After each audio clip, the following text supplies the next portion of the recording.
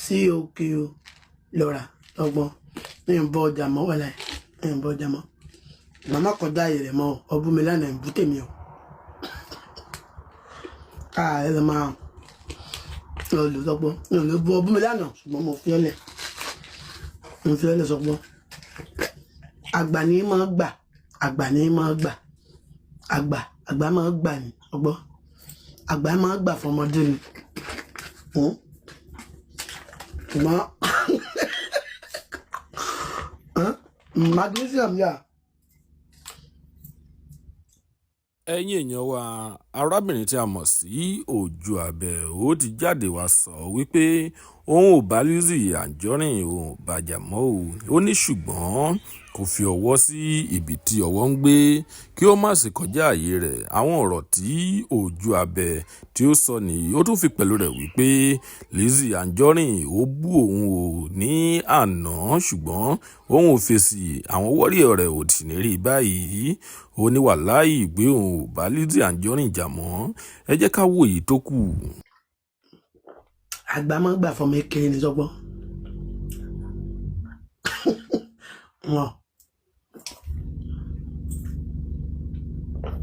náà máa ń pè lágbàdá wọn wọ́ọ̀rọ̀ rẹ̀ wọ́n ní ìkàwérè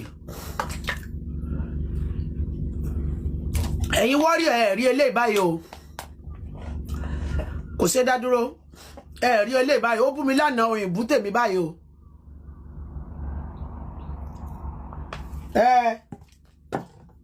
ẹ wo DHL yìí is very good DHEA ó wà lára ogun ṣẹ́tìrì CQ10 C0Q10 ẹ lọ rà ó máa jẹ́ kí skin yín máa glow from inú kì í ṣe pé èèyàn máa ń kó supplement jẹ o ẹ̀mẹ́ta àbí ẹ̀mejì nínú ọ̀sẹ̀ ni o má kó supplement jẹ o kíní yẹn ní lílò o ó ní lílò ọkàn lè máa lò ó lásán o kọ́ máa lò kọ́ máa rọ̀ jẹ́ bí ìwéré o kì í ṣe báwọn o ọkàn mú ìjọ́ mẹ́ta nínú ọ̀sẹ̀ tó máa lò sọgbọ́ lọ ra macarot náà ẹ lọ ra macarot wọn kó supplement jẹ o sọgbọ́ àmọ́ lò ọ̀yọ́ òdìwẹ̀ ọ̀yàwó rẹ̀ báwọn inú liver ni wàhálà yẹn ó pọ̀ jù sí o don't take 3 in a day o no don't take only ọmọ lò òkèlè ẹ má jẹ òkèlè àmúbá ẹjẹ máa ń mú má lò 3 a day o má sì ra rẹ léṣe o má commit suicide ń bọ̀ ẹjẹ ń jáde kẹlẹ rí bí mo ṣe rí nínú. Ó bú mi lánàá o Elizabeth Anjorin bú mi lánàá ṣùgbọ́n yìí bú ọ o yìí bú ọ o ó bú mi lánàá yìí bú ọ padà báyìí o àwọn awọ́rì ọ̀rẹ́ ò ní rí yín o yìí bú ọ o sọ báyìí pé ó bú mi ọlọgbé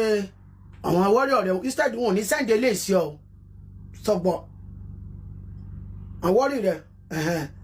wọn ò ní sẹ́ǹdẹ̀ ń bọ́ jẹ́ kó yòókù wà fún yín mo máa ń wà lórí supplement tí okay then my email àwọn supplement ni mo fẹ́ fi hàn yín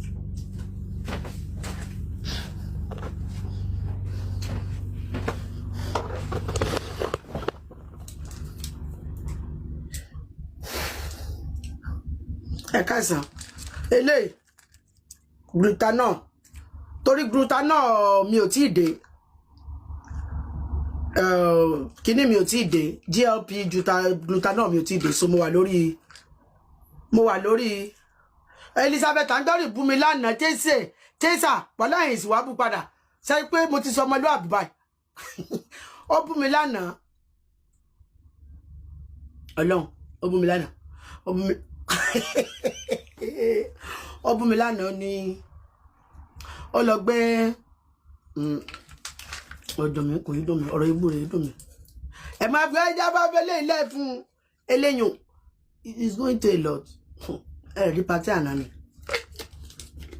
she's going through a lot ẹni tí ò bá ní woman feelings lára oníwà tó máa bú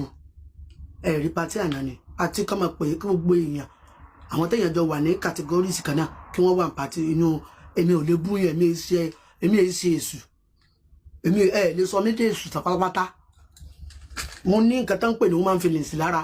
ó bú mi lánàá èmi ṣe èṣù bí ẹ̀yẹn má sọ mí dé èṣù ń àwọn mo rí kí mo èèyàn ò lè máa go through nǹkan báwọn kí gbogbo èèyàn kí gbogbo ayé kí gbogbo ẹgbẹ́ èèyàn kó máa lọ ṣe nǹkan ní December ṣe kò gbé Ọlọ́run kí èèyàn mọ̀ wá wà ń bẹ̀ ẹ wo dressing wọn ẹ wo ijó burúkú èmi ò lè bú ọ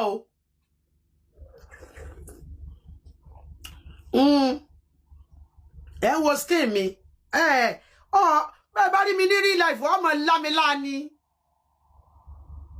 ẹ̀rọ kẹ́ skin lélẹ́yìí tó bá rí mi ní real life ọmọ lámilá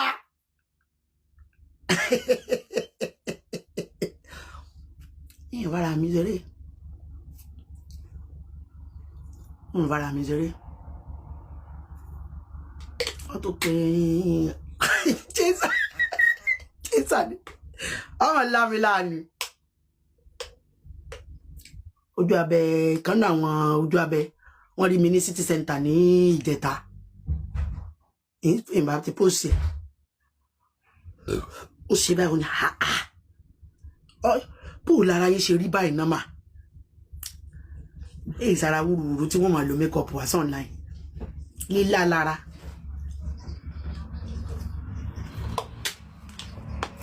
mo máa ń tọ́jú ara mi mo sì máa ń tọ́jú inú ẹ̀mí mi ìtẹ́yà sì fi lè tọ́jú ẹ̀mí torí tinú ni ó jẹ́ kí tìta ó yọ